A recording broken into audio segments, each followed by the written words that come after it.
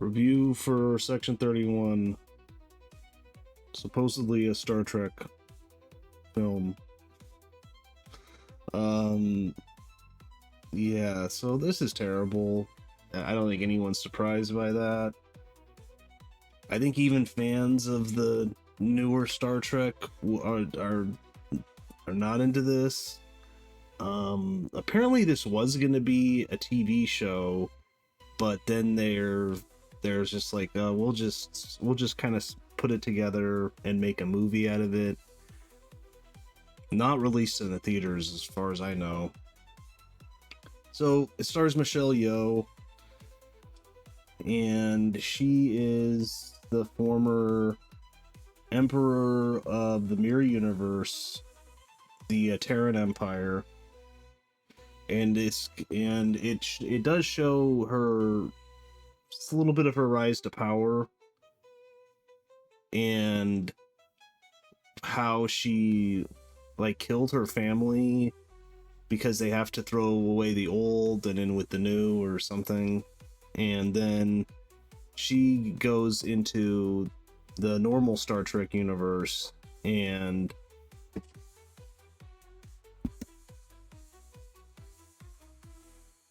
okay, so most of the movie, well, a lot of it takes place on this space station, and it's outside Federation space.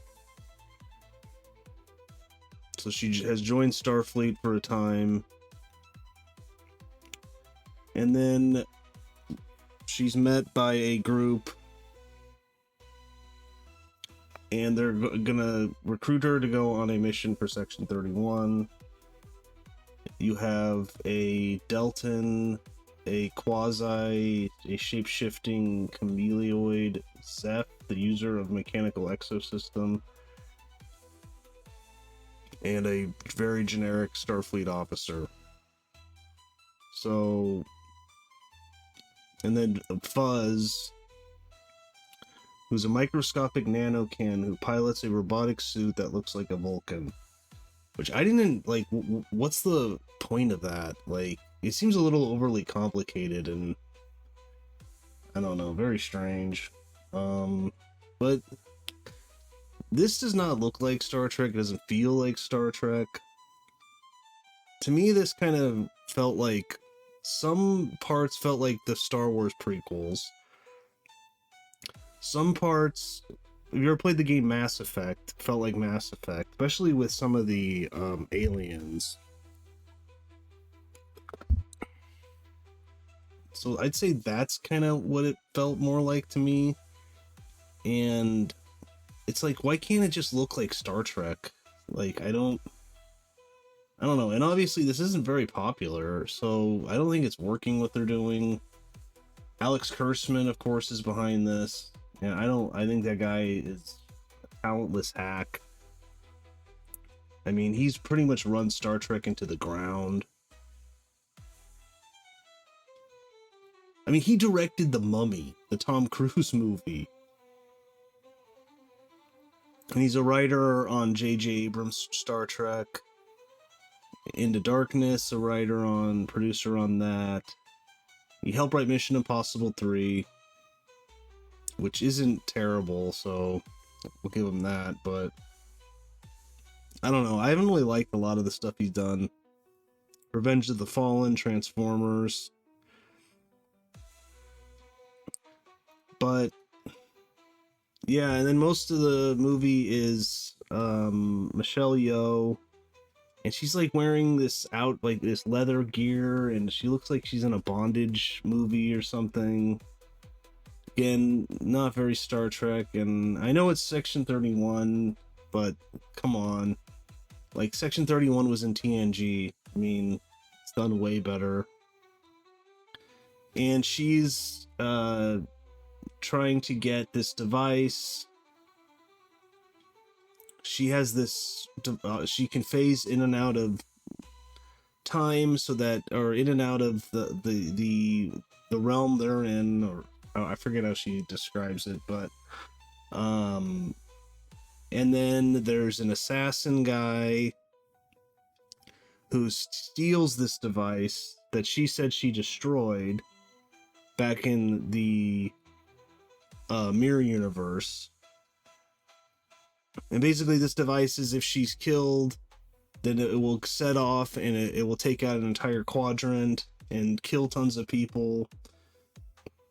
And this is all connected to her rise to power as the Empress, because the other person who was in a rise to power, this guy that she had a relationship with, but then basically he becomes second fiddle and he becomes her slave, and she like melts half his face for some reason with a sword. Like, I don't really get why you would do that, but okay. And he is going to go through this wormhole, which she went through, to get to the Federation space. And he's going to do that, and then is going to destroy this quadrant. Blah, blah, blah. Like, the movie really wants to be like Guardians of the Galaxy, I'd say. Because of the kind of the ragtag group of these people who aren't very interesting. I kind of liked the guy in the mechanical exoskeleton a little bit. Thought he was okay. So this is all spoilers. At one point, the Delton Mealy, who's this bald-headed chick who I don't think is very attractive, but that's apparently the thing with that species, is they're irresistible. And at one point, she's actually killed. And I was like, whoa, I didn't really expect that, so I'll give the movie that. That kind of shocked me a little bit. One of the guys, is he played by Common? Oh no, it's not Common. I thought it was. Oh wait. No, he is a singer, so I think it is Common. But he is he's actually from the eugenic wars, which obviously Khan was a part of. Okay, I think his rapper name is Common, but it doesn't matter. Who cares? His character's just kind of boring too. I mean, he's connected to the eugenic wars. So his backstory revealing his character: he was originally from the 20th century, and his family were murdered during the eugenic wars by a genetically enhanced warlord named Geary, who enhanced Alok and had him commit atrocities in her name. So yeah, so they connected to, some stuff that's in Star Trek 2. But obviously that was actually Star Trek written by people with talent, and this is not. So yeah, I don't know, just not into this. I watched the first season of Star Trek Discovery. I didn't like it at all. I did finish the first season though, but I hear Strange New Worlds is good, but I don't know. I just think like this is like rock bottom for Star Trek. Like this movie. I mean, it's released in January. They obviously didn't have much faith in it. They obviously thought this was pretty bad. Because like I said, it was supposed to be a TV series, but then they just kind of cut it into an hour and a half movie. I mean, it's not very long. It's an hour and a half. But the thing moves like molasses. Like, I just watched Kraven the Hunter, and honestly, I think that's better than this. I do, because at least Russell Crowe is having some fun in that movie. I like Aaron Taylor Johnson as an actor. I didn't really mention this in my review, but it is rated R, Kraven the Hunter. There's an action scene or two that were decent, but although there's a lot of CGI blood in that movie, but it's like, yeah, it's because I was thinking when I was watching this, I was like, is this worse than Kraven the Hunter? And I would say it is, but that makes sense because that actually was released in the theater. This wasn't. Oh yeah, and Jamie Lee Curtis appears at the end. Jamie Lee Curtis makes a cameo appearance as Control, the cybernetically enhanced director of Section 31. So yeah, so she got a paycheck. I guess that's good. Good for her. But it's just, there's things in this just annoyed me, like the robotic suit that looks like a Vulcan, and he has this weird accent. I think it's like Irish. And they just overcomplicate things, like, and then he's being controlled by this little guy inside of his brain, and he can leave and then go control other people, and he's like this little tiny thing that's almost like in water. I don't know, at least it was practical, I guess, like his little creature guy that's flies in and out of people's heads. So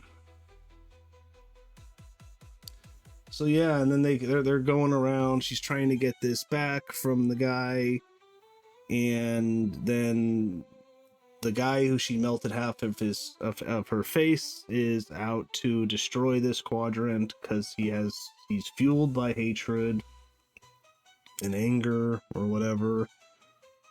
And yeah, it's very, very boring movie that's really badly done, but I guess this is what Star Trek is now. So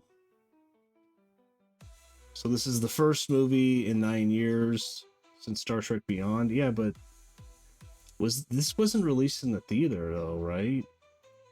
Star Trek Beyond I actually like I thought that was okay. It's not the best Star Trek movie, but it's better than Into Darkness, I'd say. So I actually liked that movie. And yeah, he's, the guy in this is fueled by revenge, just like in Star Trek Beyond, just like in Star Trek 2. I mean, you've seen this done so many times. But it doesn't look like Star Trek. It doesn't feel like Star Trek. The film was originally planned as a television series, but after Michelle Yeoh won an Academy Award for Best Actress, this was redeveloped in a television movie. Wouldn't that be a downgrade, though? That doesn't make any sense to me. I heard because it just wasn't that good, and so they're just like, oh, we'll just make it an hour-and-a-half movie.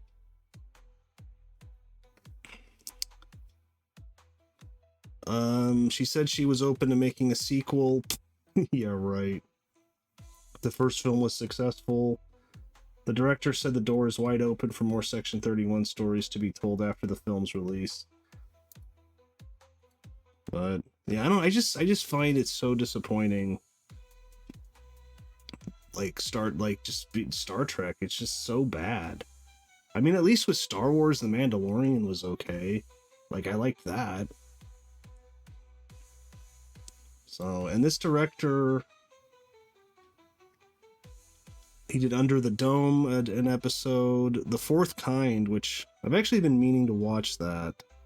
But after seeing this, I'm not that interested. But because that's like an alien abduction movie, so a thriller involving an ongoing unsolved mystery in Alaska, where one town has seen an extraordinary number of unexplained disappearances during the past 40 years, and there are accusations of a federal cover-up. So there was a Minority Report show, apparently.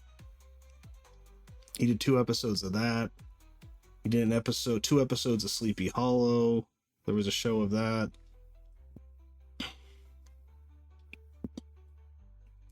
Did a few episodes of Bates Motel.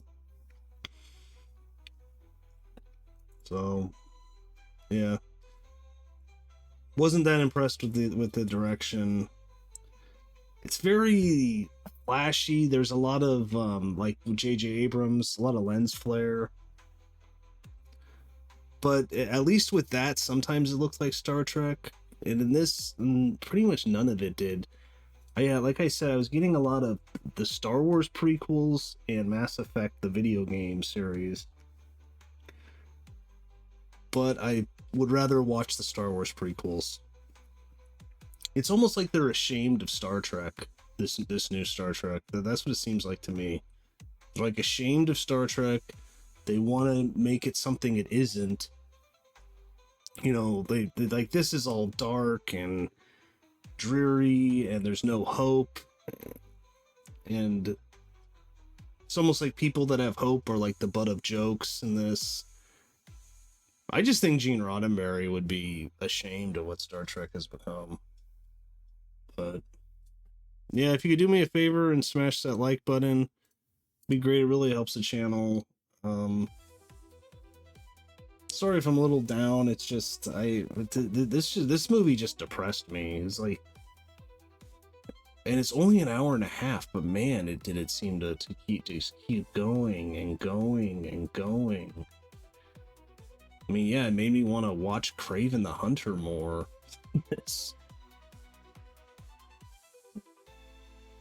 So it was delayed because of the thing that happened that you're not supposed to talk about in 2020. Section 31 was developed into a film, which was announced in April 2023. It was released in Paramount Plus January 24th, 2025, receiving generally negative reviews. This is on the wiki. Well, at least they admit it. Yeah. I mean, I've watched a couple reviews. It just seems like most people are not into this. I don't know. Maybe if you're really into the new Star Trek, there are some people like that. Some people do really like Strange New Worlds, but yeah, that's about it. Comment below, let me know if you've seen this, if you like it more than me, if you think it does feel like Star Trek. Let me know why. I'm actually generally interested, but that's about it.